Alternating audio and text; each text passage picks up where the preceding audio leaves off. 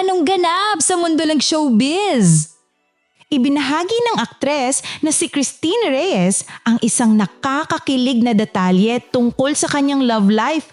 Ang lalaking binastid niya noong grade school ay siya na ngayong kanyang karelasyon.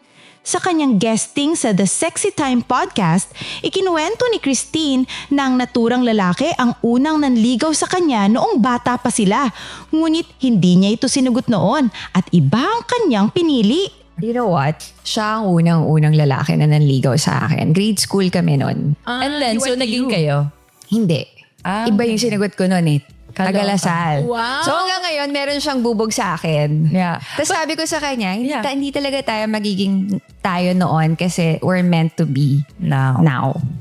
Sa paglipas ng panahon, muling nag-cross ang kanilang landas at dito niya napagtanto na ang lalaking dati niyang tinanggihan ay siya palang nakatadhana para sa kanya. Aminado rin ng aktres na nagbago ang kanyang pananaw sa pag-ibig. Mula sa pagkahilig sa bad boys, mas hinahanap na niya ngayon ng isang lalaking may katangian tulad ng kanyang ama. Mapagmahal, maaasahan at totoo.